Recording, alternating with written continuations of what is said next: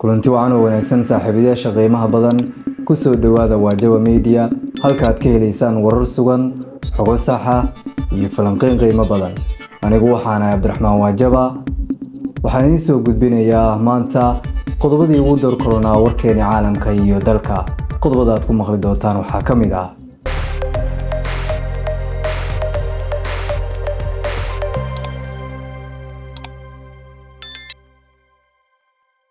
dagaal qaraar oo ka qarxay gobolka Sanaag iyo ciidamada Somaliland oo weerar ku qaaday deegaanada Shidan iyo Waqooyi.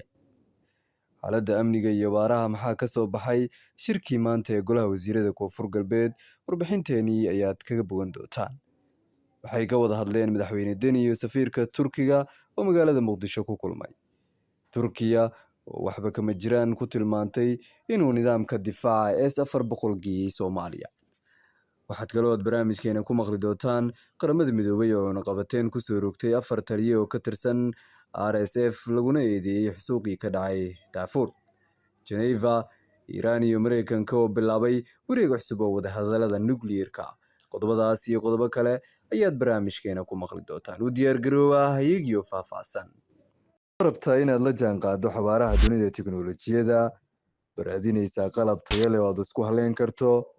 haddaba ku soo dhawow hadaf technology halkan waxaan kugu diyaarinay laptopsyo tayo leh mobilada ugu casrisan oo ila jiraan agabkooda shaashadaha waaweyn iyo dhammaan qalabka IT-ga aad ugu baahan tahay shaqadaada iyo gurigaagaba haddii aad tahay qof ku jira saaxadda warbaahinta gaar ahaan baraha bulshadu waxaan ku haynaa mikrofoono iyo qalabka studio-da oo dhameystiran agab kasta oo IT-ya wixii qalab aad ugu baahato xafiis ama guri tayo caalami ah adeeg la isku haleyn karo iyo qiimo kugu haboon waa halka aad kaga iibsan karto qalabka electronics-ka hadaf technology xarunteenu waa Baydhabo agaarka Shaneem Central asugin maanta soo booqo hadaf technology hirka tiknoolajiyada mustaqbalka hadafkeenu waa inaan kugu xirno mustaqbalka tiknoolajiyada nagala soo xiriir taleefanada shaashadaha kaaga muuqda waxaynu ku bilaabaynaa barnaamijkeena dagaal qaraar oo ka qarxay gobolka Sanaag iyo ciidamada Somaliland oo weerar ku qaaday deegaanada Shidan iyo Waqooyi. ciidanka Somaliland ayaa weerar ku qaaday dadka deegaanka Shidan iyo Waqooyi ee gobolka Sanaag. dagaal qaraar ayaa ilaa iyo ka socda dagaalkaasi oo u dhaxeeya beesha Nuux Cumar ee deegaanadaasi degan iyo ciidanka militariga Somaliland oo ay kaabayaan beelaha Habar Yunis iyo Habar Jeclo ee gobolka Sanaag. weerarkan ayaa weerar qorsheysan oo Somaliland ku doonayso inay ku qabsato dhul xeebeedka gobolka Sanaag ilaa iyo Laasqoray. arrintan ayaa imaanaysa xilli maalmo ka hor madaxweynaha Somaliland warbaahinta caalamka u sheegay inuu Israa'iil iyo Mareykanka uu ku wareejinayo macdan iyo kheyraad taasi oo loo fasirtay inuu ula jeedo macdanta ceegaagta ee gobolka Sanaag gaar ahaan xero Warsangeli. dagaalka gobolka Sanaag wuxuu muddo dheer ahaa goob ay ku loolamaan maamulada iyo beelaha balse haddii ciidanka qaranka Somaliland ay si toos ah ugu lug yeeshaan dagaal beeleed waxay kor u qaadaysaa khatarta iska horimaada ballaaran oo uu saameeya degenaanshaha xeebaha.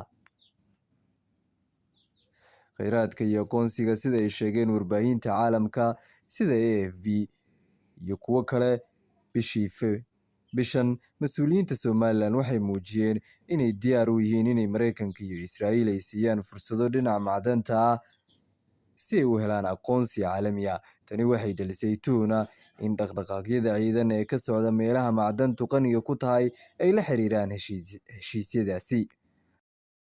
cawaaqibka weerarkan lagu soo qaaday deegaano gaar ah si loo xaqiijiyo gacan ku haynta kheyraadka waxay kicin kartaa kacdoon beeleed iyo isku caabin hubeysan oo ka timaada dadka deegaanka oo dareensan in dhulkoodii iyo kheyraadkoodii la damacsan yahay. sidoo kale maamulka Waqooyi Bari ayaa Somaliland wuxuu ku eedeeyay dagaalka maanta ka dhacay deegaanka Waqooyi ee gobolka Sanaag. wasaaradda amniga maamulka Waqooyi Bari ayaa qoraal ay soo saartay ku cambaaraysay dagaalkaasi. madaxweynaha dowlad goboleedka Koonfur Galbeed Mudane Cabdicasiis Xasan Maxamed Laftagareen ayaa shir gudoomiyay shirka golaha wasiirada kaasi oo looga hadlay xaaladaha guud ee deegaanada Koonfur Galbeed gaar ahaan arrimaha amniga, abaaraha, horumarinta adeegyada bulshada iyo dardargelinta mashaariicda horumarineed. Shirka ayaa lagu lafaguray xaaladda amni ee deegaanada Koonfur Galbeed, howlgallada ka socda, iyadoo la adkeeyey muhiimaddu ay leedahay xoojinta wada shaqaynta hay'adaha amniga iyo shacabka si loo sugo nabadgelyo waarta. Golaha wasiirada ayaa sidoo kale warbixin ka dhageystay wasaaradaha kala duwan oo ku saabsan adeegyada caafimaadka, biyaha iyo kaabayaasha dhaqaalaha. Madaxweyne Laftagareen ayaa ku booriyey xubnaha golaha wasiiradu inay dardargeliyaan qorshaha horumarineed isla markaasna la jibaaraan dadaalada lagu gaarsiinayo adeegyada aasaasiga ee dhammaan bulshada ku nool deegaanada Koonfur Galbeed. Waxa uu xusay madaxweynuhu inay dowladdu ka go'an tahay horumar, xasillooni iyo u adeegidda shacabka. Haddaba maxay ka wada hadleen madaxweyne Deni iyo safiirka Turkiga oo Muqdisho ku kulmay? Madaxweynaha dowladda Puntland Mudane Saciid Cabdilaahi Deni ayaa maanta kulan la qaatay safiirka dowladda Turkiga ee Soomaaliya oo ay weheliyaan mas'uuliyiin ka tirsan safaaradda. Kulanka ayaa looga hadlay guud ahaan xaaladda Soomaaliya, gaar ahaan dhinacyada amniga, siyaasadda iyo bini'aadantinimada. Waxaa kulanka ka qayb galay xubno ka mid ah golaha xukuumadda ee dowladda Puntland iyo saraakiil ka tirsan madaxtooyada dowladda Puntland. Dhanka kale, dowladda Turkiga ayaa waxba kama jiraan ku tilmaantay inuu nidaamka difaaca S-400 geeyey Soomaaliya. Wasaaradda gaashaandhigga ee dalka Turkiga ayaa beenisay in gantaalaha difaaca ee S-400 la geeyey dalka Soomaaliya ama lagu wareejiyey dowladda Soomaaliya. Afhayeenka wasaaradda gaashaandhigga ee Turkiga ayaa sheegay in wararkaasi ay yihiin kuwo aan sal iyo raad toona lahayn, isla markaana aanu jirin wax qorshaha Turkigu doonayo inuu nidaam difaaca ku keeno Soomaaliya. Beenintan ka timid Ankara ayaa daba socota warar ay maalmihii lasoo dhaafay daabaceen warbaahinta ka agdhow xukuumadda Xasan Sheikh, kuwaasi oo sheegay in Soomaaliya heshay nidaamka S-400.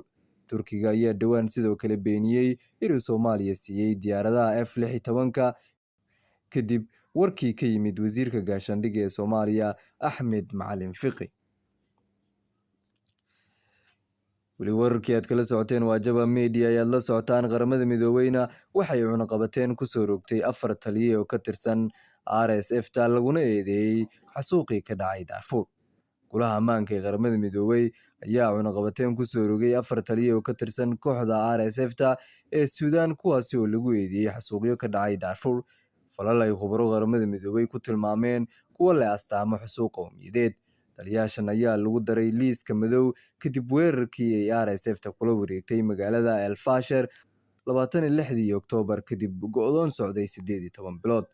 Warbixin ay soo saareen khubaro ka tirsan xuquuqda aadanaha ayaa sheegtay in kumanaan rayida la dilay, kumanaan kalena la dhaawacay, halka in ka badan kala bar dadkii magaaladu ay weli aan la ogeyn xaaladoodii iyo waxay ku sugan yihiin.